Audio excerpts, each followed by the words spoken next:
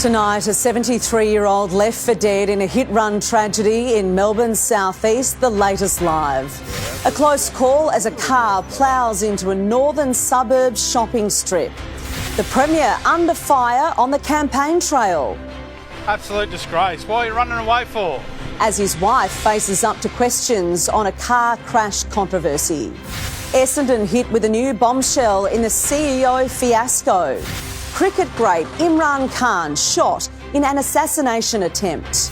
And later, the new Australian treatment promising long-term hay fever relief as pollen counts surge. Live from Melbourne, 7 News with Rebecca Madden. Good evening. Police are hunting for a hit-run driver after a 73-year-old was left for dead outside a primary school in Melbourne's southeast. The body of the well-known Hampton Park local was found on the road early this morning. Tony Fonataro's family was robbed of the chance to say goodbye to the 73-year-old. This man is the head of his family. He's the king of his pride. And today, that family has got a massive hole. The much-loved grandfather was killed by a hit-run driver just metres from his Hampton Park home this morning. He'd been out for an early morning walk. Gabriel Cordoba found Mr Fonataro lying on Kilbury Road and did all he could to save him. I was on the phone to the ambulance or called paramedics and that, and I was on the phone to them, and the whole time I was on the phone just trying to tell them where I was. While they'd never met, Mr Cordoba recognised Mr Fonataro from his regular walks around the neighbourhood.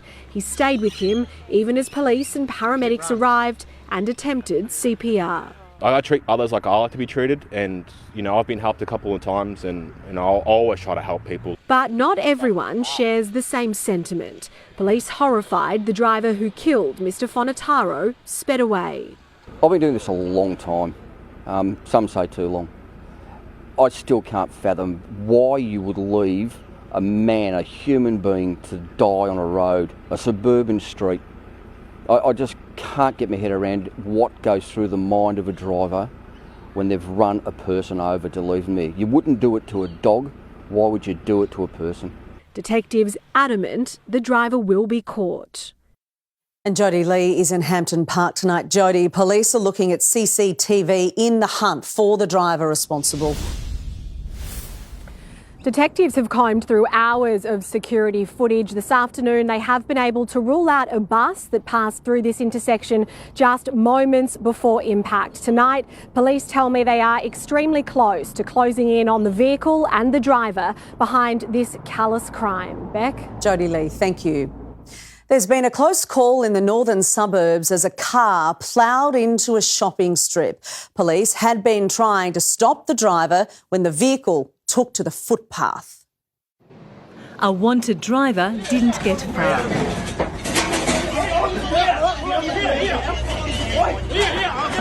Ploughing into a grocery store and narrowly missing pedestrians after trying to speed away from police. Yeah, he just drove straight down the footpath, reverse, and then he went and smashed all the stores in the next door store, and that's pretty much it.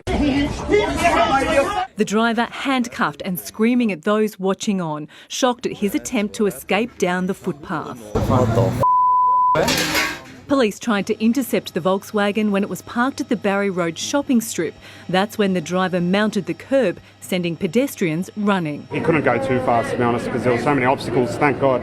Probably about 15 k's. That being said, if there was somebody in front of him, that would have been gone. Witnesses describe the driver as being very agitated after the crash. At this stage, police won't reveal why they tried to intercept him in the first place or if drugs are involved. A man in his 70s was taken to hospital after being hit by a shopping trolley. Christy Mayer, 7 News. An angry voter has lashed out at Daniel Andrews on the campaign trail. The Labor leader remained tight-lipped as he copped a barrage, but his wife opened up about a car crash controversy that's come back to haunt the couple. Before the presser began, Disgrace! And as it ended, What are you running away for? Daniel Andrews didn't respond to abuse from the heckler. But earlier, wife Catherine did respond to questions about the horror 2013 crash with a 15-year-old cyclist. I don't know if you've ever been involved in an accident like this before. It was a terrible thing, so traumatic for everyone involved. When pressed on the now 24-year-old man potentially taking legal action. Our kids were really little, like Joseph was only 5. Daniel's spoken about this, I've spoken about this, and I'm going to leave it there. The Labor leader was focused on a $20 million animal welfare pledge. It includes 6 new dog parks in suburbs, including Sydenham, Armstrong Creek and Wollert. An existing 22 will be upgraded, and there's millions for low-cost vets and animal rescue organisations. So that more people, regardless of their income, can get the care that their pets need. We think that's a really important thing. The big red Labor bus then rolled on to Port Melbourne Bowls Club for a beer and a $1 million pledge to upgrade their facilities. And the beer's good too. The Liberal leader was also on a bus. Where I live is the only place in Melbourne that go train. Arriving in Sunbury, he made a $160 million promise to add 45 new bus routes. There are places like Shepparton that will benefit from this announcement, places like Mildura, places like Geelong and of course here in Greater Melbourne. In Sunbury, here down to Airport West, new services coming on. The money would roll out over 4 years. This announcement of ours is modest, it is responsible and sensible. It can be achieved in our first term. Chanel Vella, 7 News.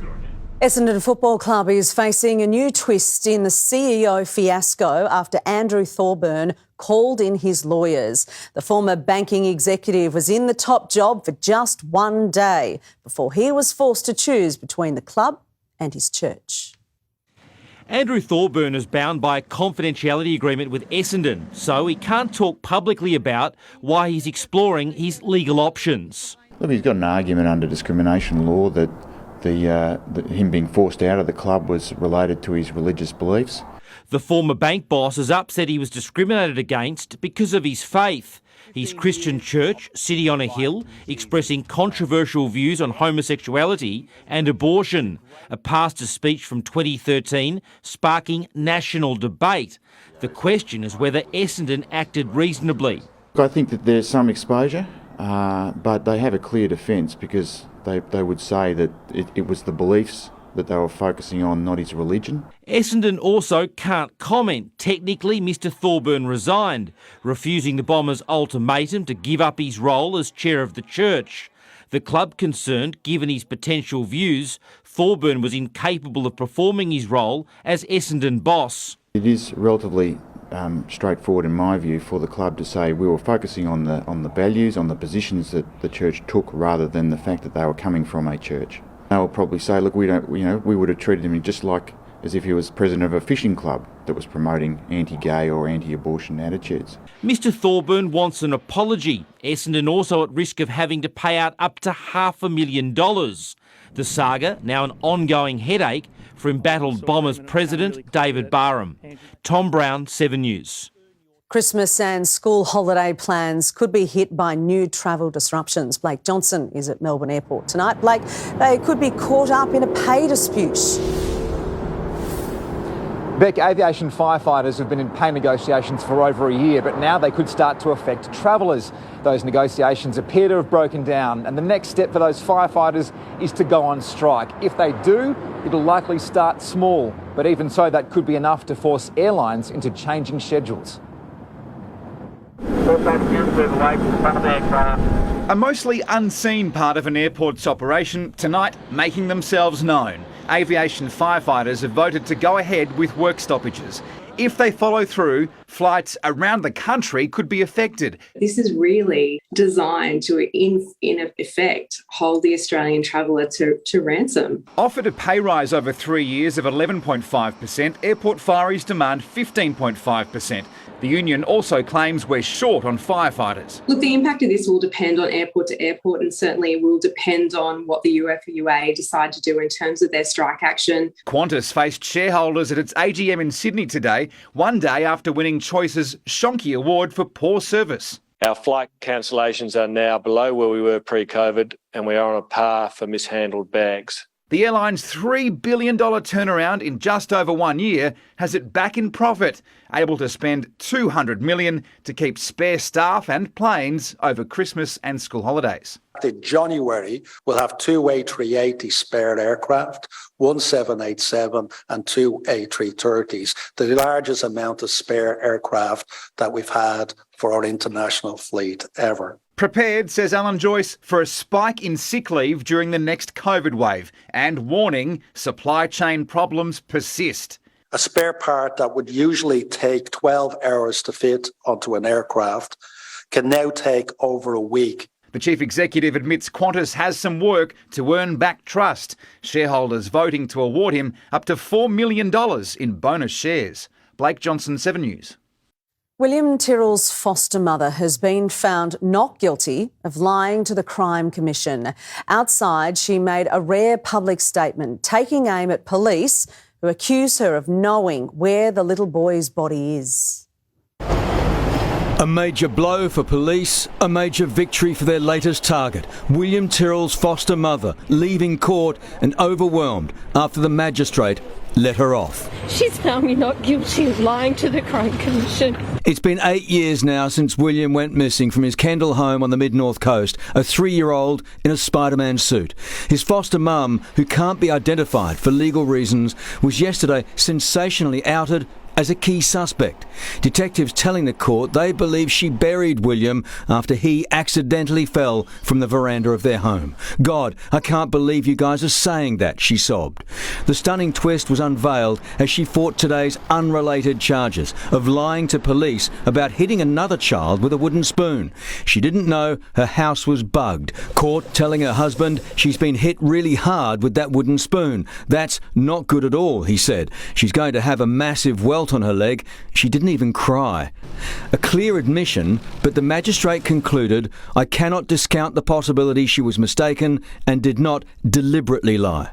The magistrate found there were multiple reasons why the foster mum may have mistakenly lied, saying she was under enormous stress under the police interrogation. Her mother had recently died and she was still dealing with William's disappearance. And above that, she noted she'd never disputed striking the child, just using that wooden spoon. With this behind me, I hope that the police focus on finding William and what happened to him. Chris Reason, 7 News.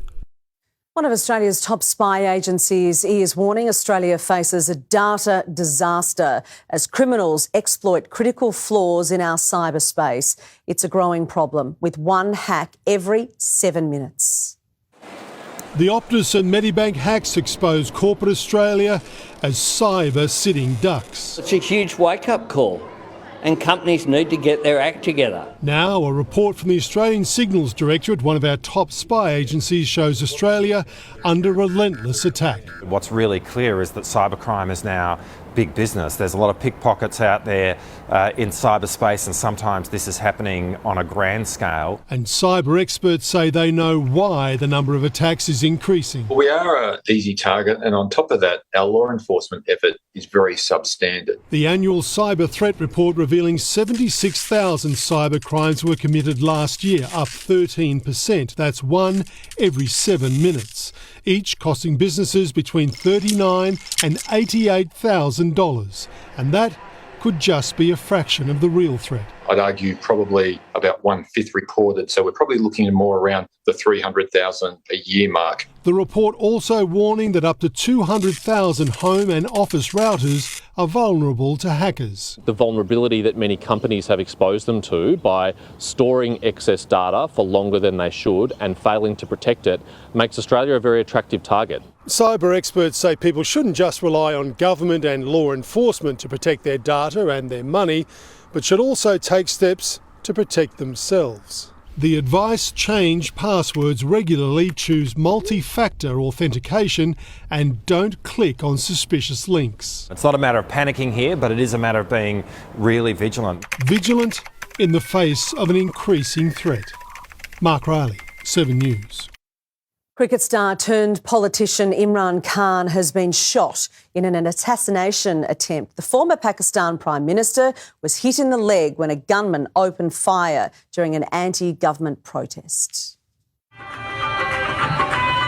This convoy was part of a political rally led by Imran Khan. Here he waves at the crowd, then a burst of automatic gunfire. Khan was hit in the leg. Videos broadcast by local media showed the 70-year-old being moved to another vehicle, driven to hospital for surgery. The gunman was tackled by a member of the crowd. Police later releasing this video of their suspect, apparently confessing. Imran Khan was misleading people, he says. I couldn't stand it, so I tried my best to kill him. A national hero from his cricketing days, Khan was elected PM in 2018. Earlier this year, he was ousted by his opponents, with reports he'd fallen out with the military and blamed the United States for toppling his government. Since then, Khan's organised protests calling for an early election. The country's new leader has ordered an investigation condemning the shooting, which has heightened tensions in a country with a long history of political violence. Sarah Greenolge, 7 News. Australian music legend Tina Arena has thrown her support behind disgraced music manager Titus Day as he waits to be sentenced for embezzling more than $600,000 from Guy Sebastian. Ms Arena provided written court testimony saying she trusts Day implicitly and considers him a person of unquestionably good character. The squeeze on food supplies is spreading to frozen fruit and vegetables, creating new challenges for home budgets. It's just one more problem in the fallout from the floods, creating havoc on the East Coast.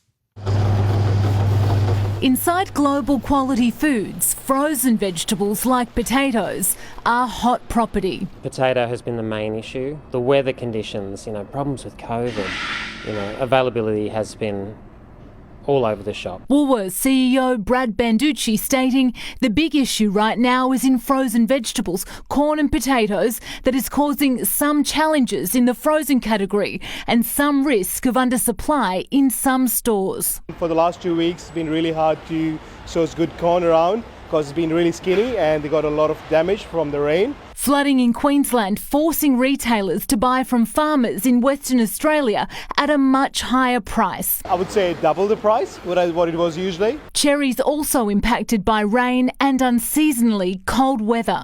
We're sitting around about 7 to 10 days in lag of where we should be. The situation this summer is weather dependent, but the Woolworths Group is confident that product limits won't be introduced. The main change shoppers could notice is price hikes on some items like potato chips. Retailers hoping for a dry run up to Christmas. Bit of good weather, bit of heat, and it's all on. No rain, no hail, no snow.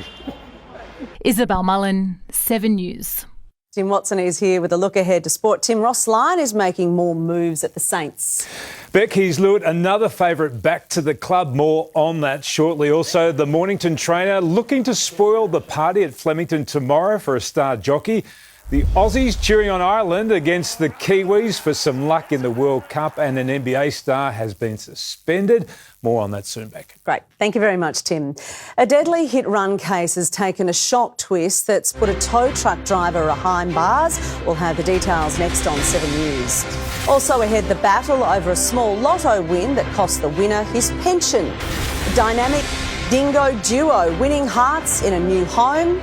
Later, how children are being targeted and tricked in a scam that could haunt them for life. And temperatures rise across the weekend. I'll have details on how much sunshine to expect later in 7 News. Victoria is continuing to see a surge in coronavirus cases. More than 10,000 Victorians reported having COVID in the past 7 days, about 1,500 more than the week before. 24 people died with COVID and the number of hospitalisations has risen to 231. There's a shock new twist in the case of a tow truck driver accused of hitting and killing a cyclist while he was high on drugs. Police claim the 48-year-old was caught behind the wheel again, even though he was banned from the roads as part of his bail. Mendo Vroskovsky was on bail and banned from driving when he ran into more trouble. Police say a highway patrol sting caught him back behind the wheel again. That's cost him his freedom when his bail was revoked, landing him in jail as he faces charges over the death of a cyclist. Police claim he was high on drugs when he hit 43-year-old Benjamin Fryer in April this year. Vroskovsky was turning right into Melville Road in Pascoe Vale South and had failed to give way. As part of his bail, Vroskovsky was banned from driving. This week, officers uncovered CCTV that captured him back driving again. The accused has shown he doesn't care about any conditions. He had a fully licensed driver in the passenger seat, but he's decided to do it anyway. Mendo Vroskovsky's lawyer had originally claimed the truck driver may have been affected by sun glare at the time of the fatal collision, but today the court heard fresh claims it was an overcast day. Was there cloud cover? Yes. Was it glary at all? Not while I was on scene. The 48-year-old is now facing 2 new charges for driving while suspended. He'll return to court in December to learn when he'll stand trial. Rochelle Brown, 7 News. A report into the 2017 Manchester Arena terrorist attack has found lives were lost because of the failings of the emergency response. Our actions were substantially inadequate and fell short of what the public have every right to expect. 22 people were killed and over 1,000 injured in the bombing at the Ariana Grande concert. Centrelink is refusing to bow to pressure after cutting a man's disability pension over a modest lottery win. But the man is refusing to give up the fight, calling on the government to intervene. He took his appeal to national television. Didn't mind sharing it with my wife, but I'm not real keen about sharing it with Centrelink. Then tried 2 ministers. This is just a common sense sort of thing where the minister could step in. But Craig Hill's luck may have run out with his lottery win. I don't think it should be let go. It's bad legislation if it is legislation. It's a bad rule if it's only a rule. The disability pensioner won $60,000 in Set for Life, but he'll effectively lose nearly half because the prize is paid out monthly rather than in one hit. The Department of Social Services says a periodic lottery winning can be used for self-support. So this is what's happened. First to his, then his wife's payments. I asked for a review. OK, we'll penalise your wife as well. I say I'm going to take it to the AT. We're going to audit you for 7 years. Audit or not, he's going to the Administrative Appeals Tribunal. I think it's standing up for all pensioners. Pensioners who may think twice about which lottery to enter. I really feel it's disgusting. I'd be happy I was getting something. Gay Higgins won $1,000 in bingo. And I hope Centrelink don't see me.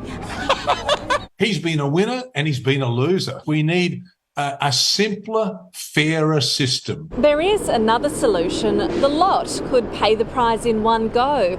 He's asked for that, but again, no luck. The lot says it too is bound by rules and regulations. Everybody just keeps going, but it's our rules. Rules he's pushing his luck to change. Michelle Jensen, 7 News. Melbourne's newest dynamic duo has wasted no time getting to know the neighbourhood. 2-year-old dingo pair Mally and Goulburn have quickly become a star attraction with their high energy, settling in routine. They investigated every single rock, every log, every shrub, made sure they'd sniffed absolutely everything, and they've been playing ever since we moved them in. The pair has spent their whole lives together and keepers say they're inseparable. A breakthrough in the manhunt triggered by a weekend of violence. The latest from Police Live next on 7 News. Plus, why the world's technology gurus are losing billions. And medical help for thousands of older Australians. New healthcare rules explained.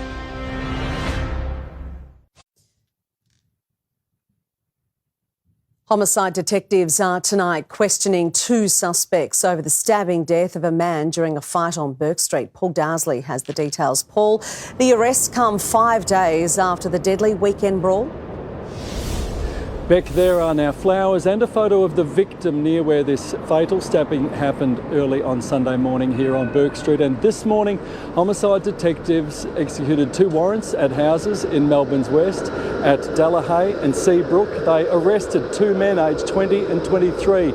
And in the past half hour, police have confirmed both those men have been charged with murder and other offences.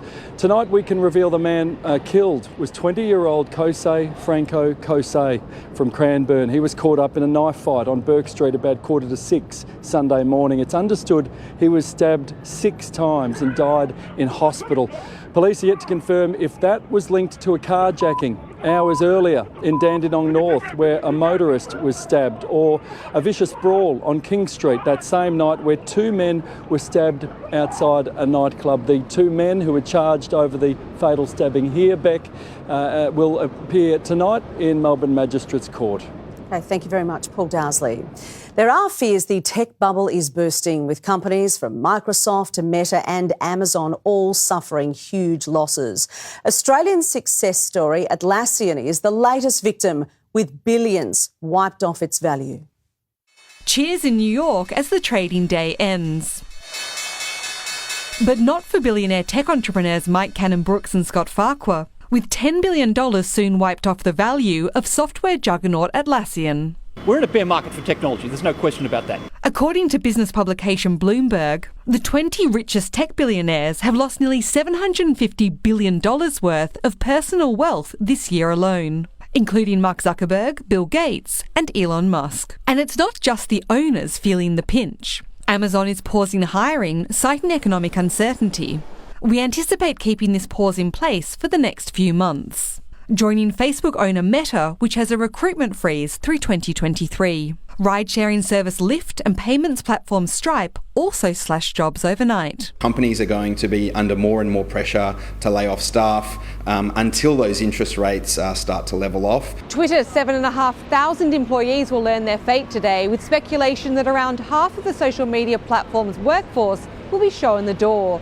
This comes just 1 week after the world's richest man, Elon Musk, bought the company. But struggles in Silicon Valley could offer opportunity to businesses here. We may see some Aussies working in the US that are returning home and able to actually work in tech jobs here. And to investors willing to dip their toes in. Those bear markets have only come around 7 times since 1989. Now, the good news is when the rebound happens, it more than makes up for the bear market from before. Gemma Acton, 7 News. Victorians are waiting up to 6 months to see a psychiatrist as experts warn of an unprecedented mental health crisis. They're also waiting weeks just to see a GP for a mental health plan. COVID's given it a big push, and we have hundreds and hundreds of young people on our waiting lists here in the western suburbs of Melbourne. The government is beginning to address it, but we need to build new infrastructure. The biggest rise in demand has been among young women seeking support for anxiety, depression and eating disorders. Former Israeli PM Benjamin Netanyahu has returned to power after his opponent conceded defeat in the country's election. Outgoing Prime Minister Yair Lapid has congratulated Mr Netanyahu on the victory after his coalition was able to clinch a majority. Netanyahu returns to the top job just a year after being ousted from the role under a corruption cloud. The UN nuclear watchdog has found no sign of undeclared nuclear activity during a series of inspections in Ukraine. Russia had claimed Kyiv was developing an explosive laced with radioactive material known as a dirty bomb. Ukraine's government has denied the accusations. Thousands of older Australians will have access to cheaper medications with changes to the Seniors Healthcare Card coming into effect today. Michael Utter explains. Good news today for thousands of older Australians with a generous relaxation of the income rules for access to a Commonwealth Seniors Healthcare Card. Card holders get discounted PBS medications and bigger Medicare refunds for other health expenses. The card is open to those over 66 years and 6 months and not receiving a government pension or benefit. Now, previously, a single person couldn't be earning more than just under $58,000 a year to qualify, and couples no more than $92,400. Now they can earn up to $90,000 and $144,000. The change came into effect today. It'll benefit an extra 44,000 seniors. For more information, see the Services Australia website.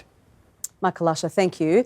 Victorian children are being targeted and tricked. Up next, what parents need to know to stop them falling for a cruel blackmail scam. Also coming up, Netflix rolls out ads for Australians as it fights to stop subscribers from turning off. A hit-run tragedy that struck close to home for a leading police officer. And after sport, pollen levels surging, a new tablet promising long-term relief from hay fever.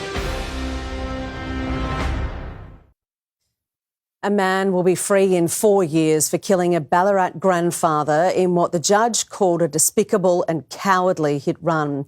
Bradley Spark mowed down David Thompson while he was cycling in October last year. By sheer chance, the first police officer on scene was his daughter. Spark was speeding while driving unlicensed in an unregistered car.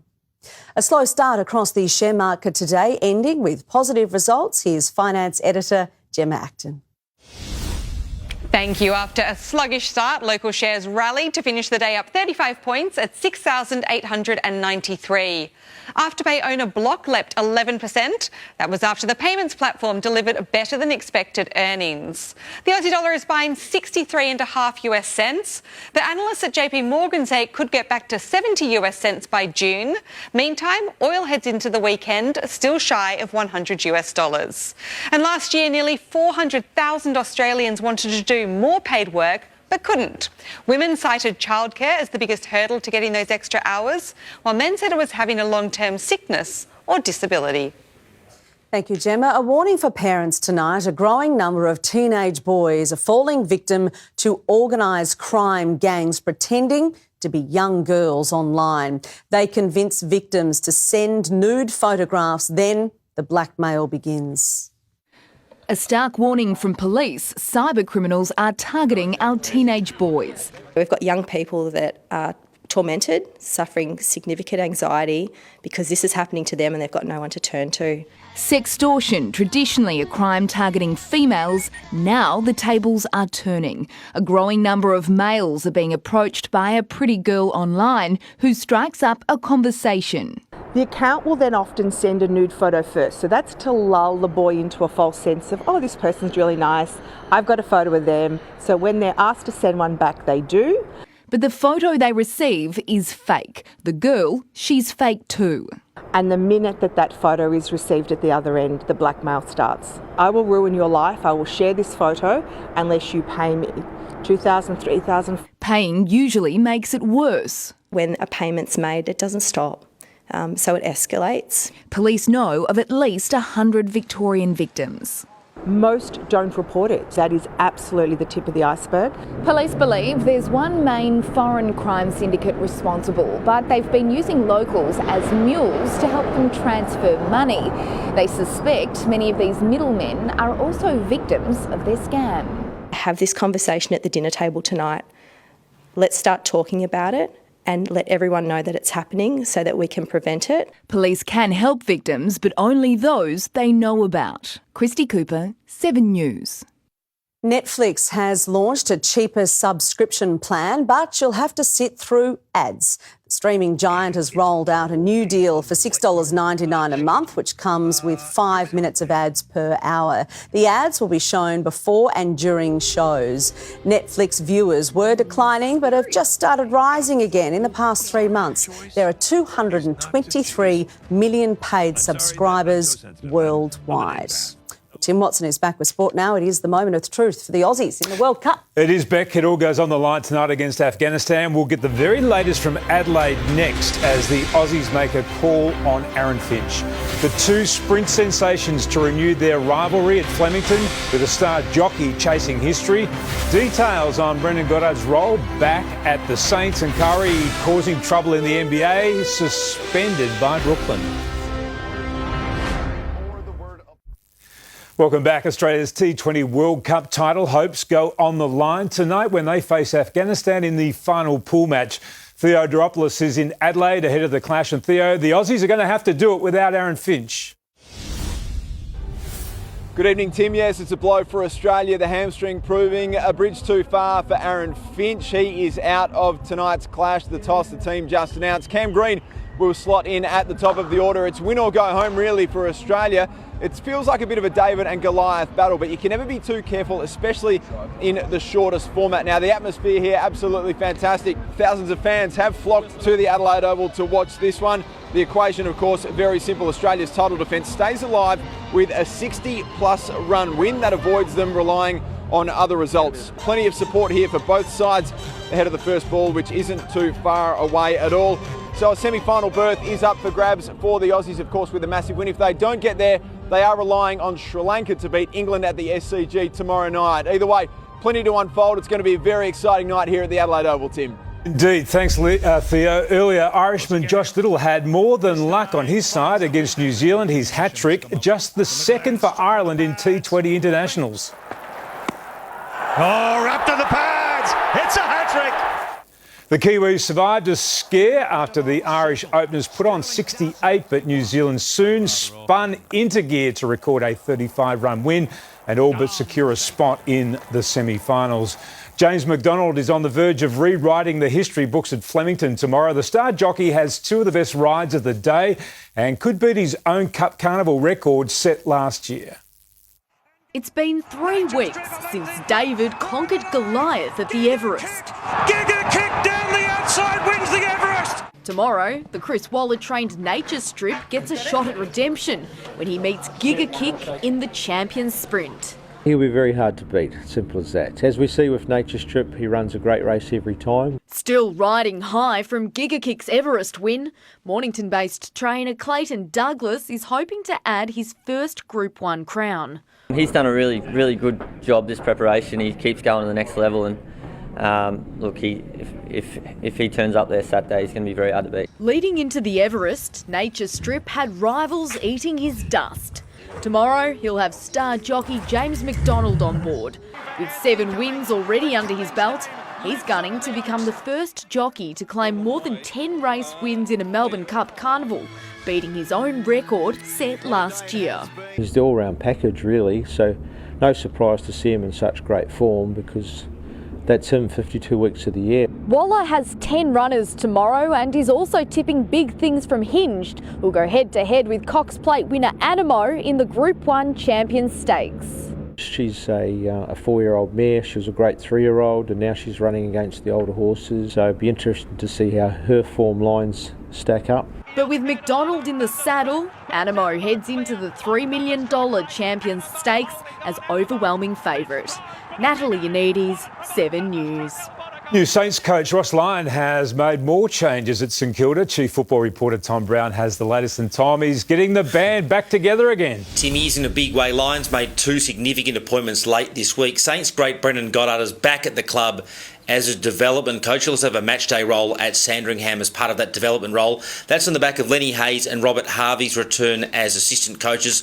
Lyon has also bolstered the Saints' fitness and medical department, bringing back Dave Miss. Now, Tim, meantime, North's CEO search is heating up. A prominent candidate is Jennifer Watt, who's highly rated, second in charge currently of the MCG. Andrew Dimitriou's been informally advising their search. Sources indicating that as part of that search, North informally sounded out his interest. Clarkson and Dimitriou, that would be a high-powered team. I'm told Dimitriou hasn't expressed any interest in the role, but he's happy to help North, his old club, in the background. Tim? Thanks, Tom. Striker Jamie McLaren headlines a list of Melbourne City stars looking to impress one last time before the Socceroos World Cup squad is announced on Tuesday afternoon. It would mean everything, but you only get picked due to form, fitness, health, and a lot of factors that need to be ticked. And a lot of us at Melbourne City have been playing and doing well. City are top of the A-League ladder and face the Glory tomorrow night at Amy Park. The Brooklyn Nets have suspended Kyrie Irving after sharing an anti-Semitic social media post. The franchise gave Irving the opportunity to apologise, which he failed to do, forcing them to act and ban him for at least 5 games without pay. I'm here answering questions of whether or not I'm sorry or not on something I didn't create. I told you guys how I felt. I respect all walks of life and embrace all walks of life. I cannot be anti-Semitic. if I know where I come from. On court, 39 points from Steph Curry wasn't enough for the Warriors, who slumped to a fourth straight loss as Orlando snatched a 130-129 win. And it will be a big weekend of AFLW finals action. We're down to the last 8 teams. It all starts tonight as the Demons kick off their campaign for redemption after last season's grand final heartache. It's Melbourne against the Crows straight up after the news on 7 May. And Beck, that's sport. Great. Thank you very much, Tim. Well, recent wet weather means Melbourne is battling higher levels of pollen, causing havoc for anyone with hay fever. But a new therapy developed in Australia is promising relief for millions of sufferers. 'Tis the season to be sneezing. Each year, millions of Australians struggle through hay fever hell. Now, after La Nina, followed by dry conditions, the outlook isn't great. So for a lot of people, it's going to be a bad season. The pollen problem is gripping the country. In Melbourne and Brisbane, both facing high pollen pollution, while Sydney, Perth and Darwin are all moderate. But it's expected to hit high in the coming days, with the warmer weather just around the corner. But relief is here, and it's nothing to sneeze at. Immunotherapy treatment developed in Australia uses traces of grass pollen to cure hay fever rather than minimise the symptoms. Instead of having the full-blown allergic response, to move away from that and what we call desensitize them, so that the immune system still recognises it but doesn't give those symptoms. This treatment is already on the market, with 90% of patients who used it say they experienced a reduction in their hay fever symptoms. But for those looking for a more traditional approach, well, there's plenty of options available that'll put a spring in your step this season. Steroid sprays like Ryaltris and Nasonex remain the top pick by clinicians, preferred to antihistamines such as Zyrtec and Claritine. Liam Tapper, 7 News. Jane Bunn is next with the forecast. Jane, exciting. You have some good news about the weekend. Beck, I do indeed. Now, both days are shaping up as perfect weekend conditions. I'll have details on the warmer sunshine next.